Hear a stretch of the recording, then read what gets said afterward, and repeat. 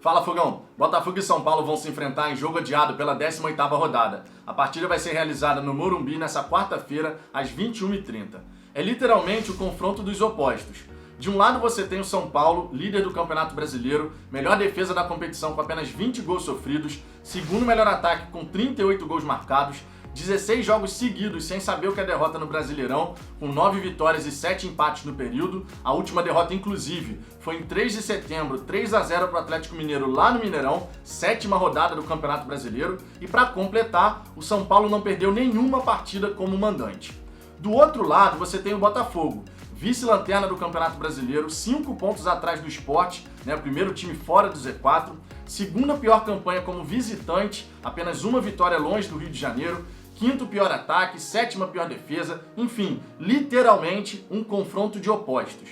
Se a gente fosse pensar racionalmente, obviamente, o Botafogo não teria a menor possibilidade de vitória. Mas como a gente está falando de futebol, ainda bem, existe uma chance do imponderável. E é nisso que o torcedor do Botafogo se agarra nesse momento.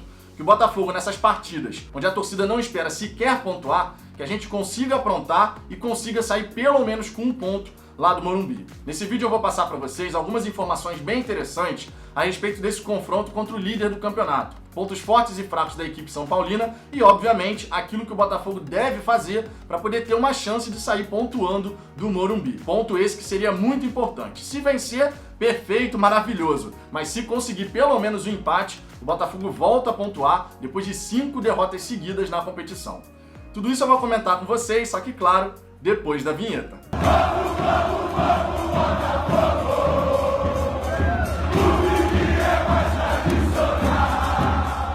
Vamos lá, Fogão, antes de mais nada, alguns pedidos. Se você gostar desse vídeo, eu peço por gentileza que você deixe o seu like e se inscreva no canal se ainda não for inscrito, para que a gente possa alcançar a marca de 4.000 inscritos. Se você puder fazer parte desse crescimento, eu vou ficar eternamente agradecido. O primeiro ponto que eu quero destacar para você aqui nesse vídeo é a provável escalação de Botafogo e São Paulo para esse confronto. Pelo lado do Botafogo, o Barroca deve mandar a campo a seguinte equipe: Diego Cavalieri, Marcinho, mesmo com o retorno do Kevin suspenso. O Marcinho segue titular, apesar das falhas que ele apresentou nas últimas 3 partidas, diga-se de passagem. Benevenuto, Canu e Foster, ele entrando na vaga do suspenso Vitor Luiz, que tomou o cartão vermelho no clássico contra o Flamengo. No meio de campo, José Wellison, Caio Alexandre e Bruno Nazário, que volta a atuar mais centralizado. O Honda vai para o banco. Pela direita do ataque, o Lucas Campos estava disputando essa posição com o Lecaros, mas deve ser titular. Pela esquerda, o Calu, e lá no comando de ataque, o Pedro Raul. Matheus Babi, portanto, segue no banco de reservas. Esse é o provável 11 inicial do Botafogo. Vale lembrar que o Eduardo Barroca ainda não vai estar na beira do gramado em virtude do afastamento por Covid. Teve uma mudança no protocolo da CBF e o Barroca então só vai estar disponível para a partida contra o Internacional lá no Beira-Rio. Já pelo lado do São Paulo, eles têm o desfalque do Daniel Alves, o jogador que foi alvo de muitas críticas ao longo do ano, começou a encaixar junto de toda a equipe do São Paulo e agora vem fazendo um ótimo campeonato. É um desfalque, portanto, importante. O provável 11 inicial escolhido pelo Fernando Diniz para a equipe do São Paulo tem os seguintes nomes: Thiago Volpe, Juan Fran, Arboleda, Bruno Alves e Reinaldo. No meio de campo, Luan e o Tietê. Mas existe a possibilidade, já que o Tietê entra na vaga do Daniel Alves, existe a possibilidade de ser o Vitor Bueno ou o Hernanes. O mais provável é que seja o Tietê, mas existe essa possibilidade aqui. Completando esse meio de campo, o Gabriel Sara e o Igor Gomes. Já lá no ataque, o Luciano e o Brenner. Esse seria o provável 11 inicial da equipe do São Paulo. Logicamente, é uma equipe que está muito ajustada nesse momento. As equipes do Fernando Diniz eram conhecidas por buscar manter a posse da bola, mas serem muito frágeis na fase defensiva. Mas depois de ser muito criticado e de quase ser demitido, diga-se de passagem, estava batendo uma ventania danada lá pelo Morumbi, Fernando Diniz estava balançando pra caramba. A diretoria do São Paulo resolveu manter o treinador e se provou um movimento acertado, já que depois disso a equipe do São Paulo começou a se acertar e agora tem jogado futebol muito consistente.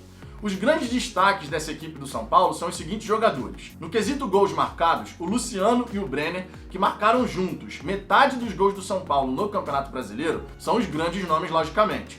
O Luciano tem 12 gols marcados, o Brenner tem 7 gols marcados. Então são 19 dos 38 gols sendo marcados pelos dois atacantes. Logicamente, portanto, o Botafogo tem que ter muita atenção nessa dupla. É uma dupla que realmente está vivendo grande fase, os dois têm talento. O Luciano no São Paulo parece ter se encontrado de vez, rodou aí por alguns times, mas no São Paulo, de fato, tem feito um ano espetacular. E logicamente a nossa defesa, a dupla de zaga principalmente, o Benevenuto e o Canu, vão ter que ter muita atenção.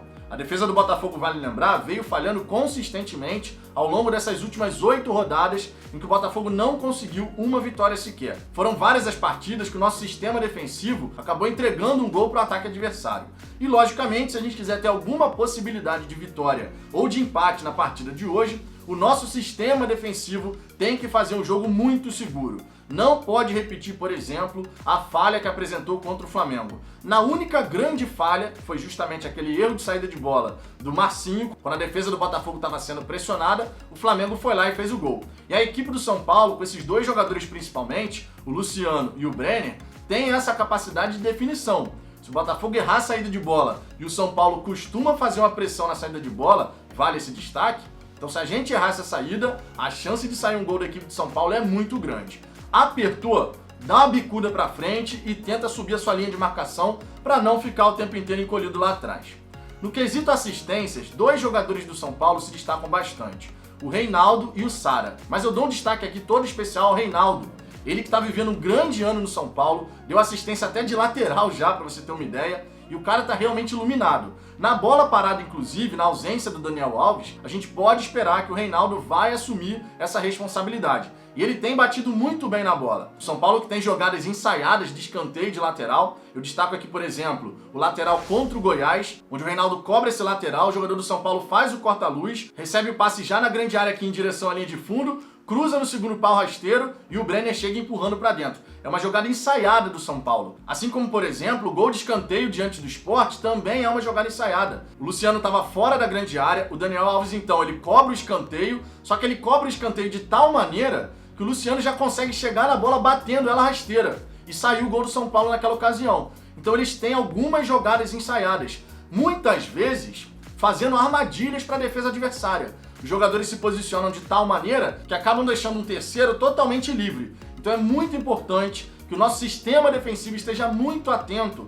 à movimentação de todos os jogadores. É sempre fundamental lembrar que a bola não vai entrar sozinha no gol do Botafogo.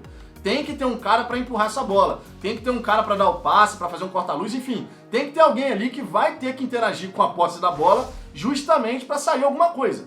Então a gente não pode simplesmente ficar olhando a bola e esquecer o jogador, porque é o jogador que vai finalizar, que vai dar o passe, que vai fazer uma movimentação sem a bola para enganar a nossa defesa. Temos que estar muito atentos nesse quesito. Em relação aos gols marcados, essa equipe do São Paulo marca mais de 60% dos seus gols na segunda etapa. Dando um destaque aqui que desses mais de 60%, 21% acontecem dos 36 minutos do segundo tempo em diante, até o fim da partida. Justamente uma janela de tempo que o Botafogo normalmente costuma ceder muitos gols para os seus adversários. Então a gente vai ter que ter muita atenção redobrada quando entrar na segunda etapa. Se a gente sabe que a equipe do São Paulo costuma marcar a maior parte dos seus gols na segunda etapa, sendo que essa fase do jogo é uma fase que o Botafogo costuma sofrer, então a gente precisa, pelo menos uma vez, fazer um ótimo segundo tempo. Tem que sim fazer um primeiro tempo bem forte, bem consistente na fase defensiva principalmente, porque o São Paulo deve vir com tudo para cima do Botafogo, jogando em casa, querendo ampliar sua vantagem na liderança. Então a gente tem que fazer um primeiro tempo muito seguro, mas na segunda etapa, se começar a dar todos os espaços do mundo para o time do São Paulo, vai sofrer o gol. Eles têm essa capacidade de definição e a gente tem que realmente voltar muito firme para a segunda etapa dessa partida. Isso é absolutamente fundamental. Logicamente, o São Paulo não faz gol apenas na segunda etapa e no primeiro tempo eu destaco 2 períodos do jogo. A janela que vai de 11 a 20 minutos, realmente é um momento que o São Paulo costuma fazer bastante gol, e também os últimos 5 minutos do primeiro tempo. Nessas 2 janelas de tempo na primeira etapa, o São Paulo costuma ir bem em relação a gols marcados. No mais, é bem distribuído assim os gols do São Paulo. Na fase defensiva, eles costumam sofrer seus gols, 35% deles, em 3 momentos da partida. Dos 11 aos 20 minutos do primeiro tempo, no fim da primeira etapa e nos 5 minutos da segunda etapa. Essas informações são relevantes porque são momentos ali da partida que de repente a equipe adversária tem um lapso de concentração no jogo. Normalmente quando você acaba levando o gol é porque você falhou na concentração, deixou de fazer alguma coisa, deixou o adversário livre, não acompanhou corretamente a marcação. Então são momentos importantes que o Botafogo tem que saber explorar. Em relação à forma de jogar, como é de costume das equipes do Fernando Diniz, o time do São Paulo gosta de ter a posse da bola. E eles saem jogando desde lá de trás com o goleiro, com o Thiago Volpi. Não é à toa que em diversas partidas do São Paulo, quando o time adversário sobe a sua linha de marcação e busca fazer essa pressão lá em cima, a equipe do São Paulo em diversos momentos acaba perdendo essa posse da bola. Corre muitos riscos, é verdade. Em diversas partidas que eu pude acompanhar, a equipe do São Paulo não sofreu gol porque o time adversário, mesmo roubando essa bola, não conseguiu construir. Mas de repente é uma forma que o Botafogo pode buscar fazer para tentar levar perigo ao gol do São Paulo. Não dá pra gente jogar nessa partida o tempo inteiro grudado lá na nossa própria grande área. A gente tem sim que buscar subir essa linha de marcação, pressionar lá no alto de vez em quando, não é o jogo inteiro, obviamente, mas é fundamental que essa marcação, caso seja feita lá no alto, que a gente não deixe o São Paulo sair com facilidade dessa primeira linha de marcação. Se a equipe do Botafogo for fazer uma pressão lá em cima, mas começar a fazer uma pressão tardia, ou seja, o homem que está recebendo essa posse da bola só vai ser pressionado, o cara do Botafogo só vai correr em cima dele depois dele já ter recebido esse passe. Tem que ser antes. Não dá pra você ficar esperando o cara já ter recebido, virar de frente, ver o que ele vai fazer. Você tem que estar pressionando para tirar justamente a linha do passe. Então, se o nosso time subir a sua linha de marcação de vez em quando, pressionar a saída de bola do São Paulo, pode ser que a gente consiga roubar essa bola no campo de ataque já, estando, portanto, mais perto do gol da equipe do São Paulo. É uma maneira que a gente pode tentar agredir a equipe deles. Se eles saírem dessa primeira linha de marcação, a equipe do São Paulo, com a qualidade que tem no toque de bola, vai conseguir chegar com perigo no gol do Botafogo, porque vai ter espaço para poder trabalhar. Você tem lá 3, 4 jogadores pressionando a linha inicial de passe do São Paulo, você passa por essa primeira linha, naturalmente fica um grande espaço, um grande vazio aqui no meio de campo para a equipe deles poder trabalhar. E justamente nesse toque de bola, com a aproximação dos jogadores, toques curtos, movimentação sem a bola, o time do São Paulo é muito perigoso fazendo as triangulações. Em diversas partidas você vê o time do São Paulo chegando na grande área do adversário, conseguindo fazer essas triangulações rápidas, saindo na cara do goleiro. Então o Botafogo tem que ter uma marcação muito compactada, diminuindo os espaços. Se for subir a marcação, sobe a equipe em bloco. Não dá pra subir 3, 4 e o restante ficar lá atrás, porque daí não vai adiantar de nada, sinceramente. Se a gente sobe essa marcação, tem que subir como um bloco, justamente pra gente diminuir os espaços, tirar as opções de passe dos jogadores do São Paulo. Agora, se você sobe com 3, 4, cria esse vazio aqui no nosso meio de campo, e o time deles pode ir subindo com tranquilidade, vão chegar na cara do goleiro toda hora, porque essas triangulações da equipe deles, esses toques curtos, com aproximação e velocidade, isso aí realmente é muito perigoso. Outro ponto aqui que é muito perigoso é a chegada dos laterais. Tanto o Juan Fran quanto o Reinaldo, eu diria até bem mais o Reinaldo, que vai na linha de fundo mesmo, tem uma presença constante no campo de ataque, são dois jogadores que o time do Botafogo tem que estar muito atento. Do lado esquerdo, o Rafael Foster vai ter que ter atenção ao Juan Fran. E na nossa direita, com o Marcinho sendo titular, sabendo que ele na fase defensiva vai muito mal, e o Reinaldo tem um apoio interessante, ele chega toda hora ali perto da grande área, tenta fazer as triangulações para poder receber essa bola e chegar na linha de fundo. Se a gente deixar o Reinaldo mano a mano com o Marcinho, vai dar problema. Então a gente tem que estar realmente com uma equipe muito compactada, marcação dobrada pelos lados, não dá brecha para que Juan Fran e Reinaldo possam fazer esses cruzamentos. A gente sabe que a defesa do Botafogo costuma sofrer com jogada de cruzamento, até deu uma reduzida, mas ainda assim, dos gols que o Botafogo sofreu no Campeonato Brasileiro, um grande percentual foi de bola cruzada na nossa área, seja pelo alto, seja por baixo. Então o time do Botafogo nessa partida, sabendo que o Reinaldo tá numa fase iluminada, dando assistência pra caramba, até de lateral, faz do lateral muitas vezes uma cobrança de escanteio, a nossa equipe tem que estar com muita concentração. Dobra a marcação, diminui os espaços. Se o São Paulo fizer a tabela, acompanha quem está passando, isso é absolutamente fundamental. Você ganha uma partida de futebol se movimentando sem a bola. E a equipe do São Paulo sabe se movimentar sem a bola. Então a gente tem que estar realmente muito atento. Qualquer vacilo na defesa, deixando o jogador do São Paulo chegar livre na nossa área, pode ser fatal. Principalmente se essa bola chegar no pé do Luciano ou do Brenner. São dois jogadores aí que respondem por 50% dos gols da equipe do São Paulo no Campeonato Brasileiro e, logicamente, temos que ter uma atenção redobrada para não deixar esses dois jogadores livres dentro da nossa grande área. Se ficar livre, provavelmente vai sair o gol. Esse é um aspecto aqui importantíssimo para que a gente não sofra gol nessa partida lá no Morumbi. Agora, da mesma maneira que a gente tem que ter muita atenção com as subidas do Reinaldo, o Reinaldo deixa espaço lá nas costas dele. Então o Lucas Campos, de repente, que vai jogar como ponta pela direita, pode aproveitar esse espaço. O Reinaldo gosta de fazer esse apoio, é uma característica da equipe do São Paulo, a subida dos seus laterais, só que lá atrás acaba ficando desprotegido. O O Lucas Campos, então, pode ser bastante acionado, porque lá do outro lado, com o Kalu, a gente não tem velocidade.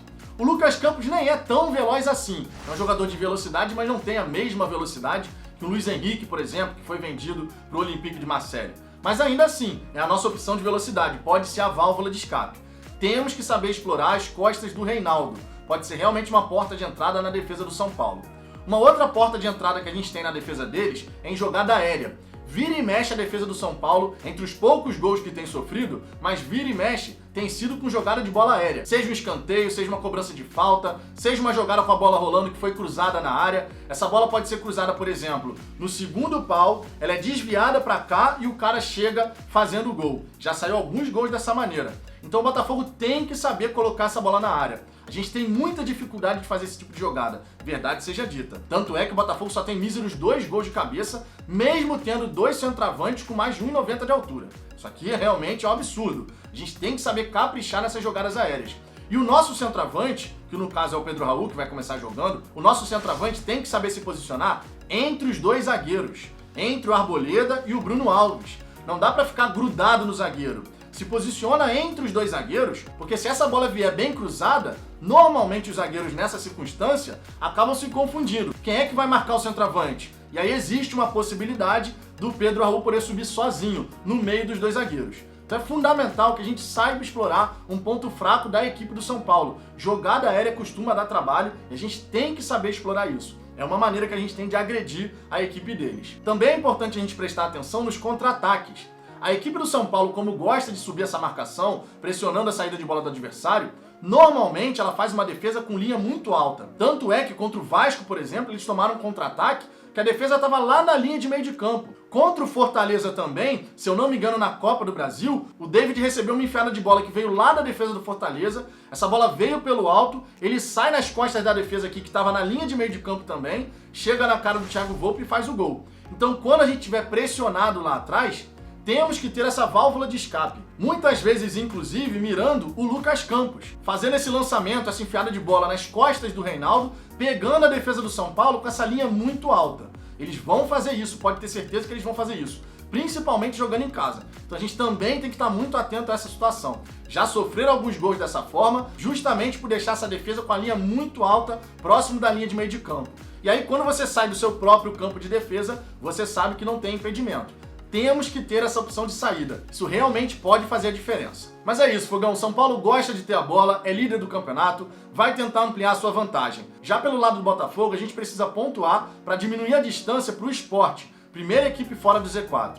Se a gente conseguir pelo menos um ponto no Morumbi, algo que ninguém está esperando, já tem que comemorar, verdade seja dita. Óbvio que a vitória tem que ser o objetivo, sempre tem que ser o objetivo, mas a gente tem que reconhecer que enfrentando uma equipe que vive ótimo momento, ótima fase, líder do campeonato com sobras, 16 jogos sem perder, reconhecendo tudo isso e reconhecendo também a falta de confiança da equipe do Botafogo diante de todos os péssimos resultados, se a gente conseguir sair do Morumbi pelo menos com um ponto, já tem que comemorar. Mas eu quero saber o que você pensa dessa partida. Qual é a sua expectativa em relação a esse jogo do Botafogo na noite dessa quarta-feira? Deixe seu comentário aqui embaixo, a sua participação é sempre muito importante. Deixe o seu like se você gostou desse vídeo. E mais uma vez eu te peço, se você ainda não for inscrito no canal, se inscreva para que a gente possa alcançar a marca de 4.000 inscritos. Eu aguardo vocês no pós-jogo dessa partida aqui no canal.